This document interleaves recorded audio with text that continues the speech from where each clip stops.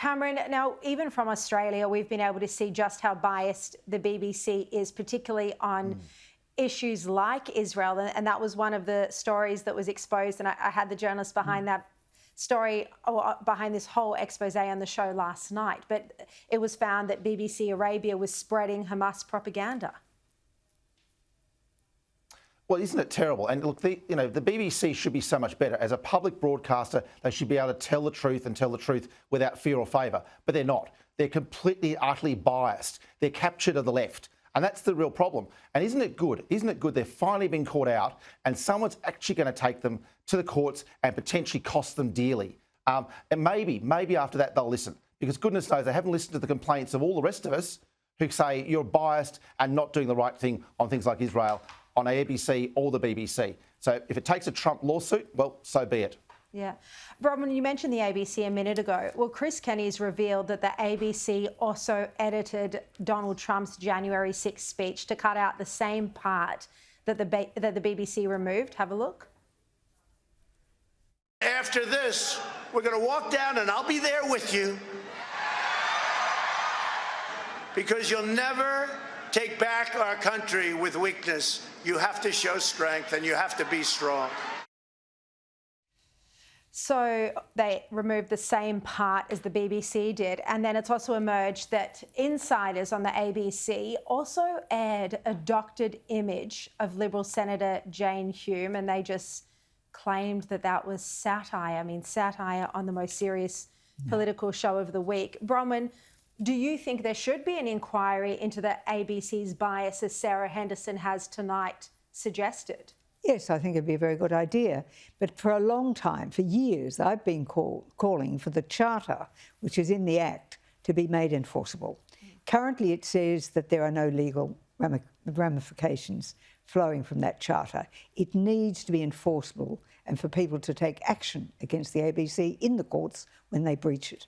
That would be a good start. And I hear Sarah's now saying she'd be in for a rewrite of the Act. Well, I don't care how you express it, but if we can get that Charter to be enforced, that would be a beginning, because the culture between the ABC and the BBC is very, very close. Very similar. And it's unhealthy. It needs to change. Yeah, damaging for democracy. Now, big news today that the International Olympic Committee is set to ban men who were born as biological men from competing in women's sport.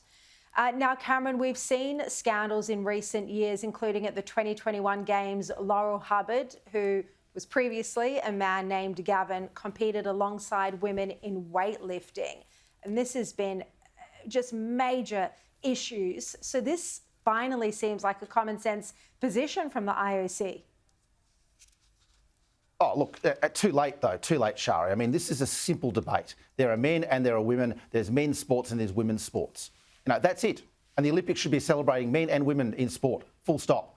This trans situation is only impacting women. Doesn't impact men in sport, only women. And that's the tragedy of the trans movement in the Olympic sports and wider sports as well. Because the issue is, Bronwyn, that there might have been some women who have missed out on medals because they were competing against transgender women who were born men and had a physical advantage. Yeah, there's no doubt about it. They have. Totally unfairly. And thank goodness they've got a new person in charge who campaigned on this being the case, and for now common sense and sanity, dare I say, has been returned, because it's just been so unfair on women. And it is here. You see it in soccer, in various games where women are injured because they're allowing men to play in women's sports. It's just nuts. So I just find that leadership from the Olympics is definitely needed. Let's hope. But let's be honest, it began with Donald Trump, because he said no visas coming into the games in America for trans athletes. No, he's. I think a lot of political leaders could take a leaf out of his book when it comes to actually acting and taking some tough decisions. I'll talk about that in a minute. And I'm also sick to death of being asked, what is a woman? What about we ask the question, what is a man? Yeah. How do we know you're a man? Tell us why you're a man. Why does it always fall on women? Good point. Very good point. Cameron, I want to turn to another strong column that you've written in The Nightly, where you talk about how it is time the Liberals dumped the commitment to net zero. Now, just last week, Cameron, I played your comments a minute ago. You were telling us about the scare campaign Labor is going to run. So are you saying that the Liberals should dump it because it would be better for Labor, or do you think this would actually be advantageous to the Liberals? I think it's advantageous to the Liberals. I mean, the Liberals are languishing at 24% primary. They're playing Me Too politics on climate change. There's no contrast and there's no strength to their message. And they're about to split the coalition asunder. So no, I mean, in the end, let's not go after the word salad that is net zero. I mean, it is not sacrosanct, for goodness sake. It's a term, it's a slogan. And let Albo defend the hundreds of billions of dollars he wants to spend and put into intergenerational debt to get his green dream to get up. Let Albo defend it. Let him actually have a contest of ideas.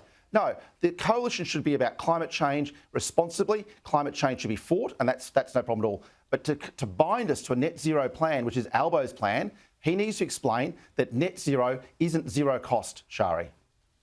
The question is, Bronwyn, do you think there is someone in the coalition who can mount the case, who can have this fight? You need a really strong performer. Yep. I think someone will emerge. And I think Cameron had an excellent phrase in his article when he said, you need someone with a bit of mongrel, because you do. And we had the same problem in 2009 when we had to fight very hard to get the votes up to get Tony Abbott elected by one vote.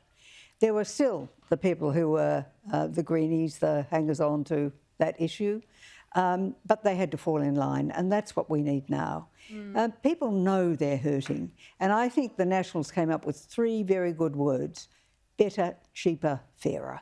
Because from those 3 words, you can have spin-off a lot of policies that says, this is how we'll deal with it. So I just think that they're finally on the right track, and that the leader who comes out, let's see how they go once they've got the position, not attached to the Labor Party anymore, but have the freedom to go out and fight for it, and watch the individuals go out and fight for it. All right, Bronwyn Bishop, great to see you as always. Cameron Milner, thank you so much.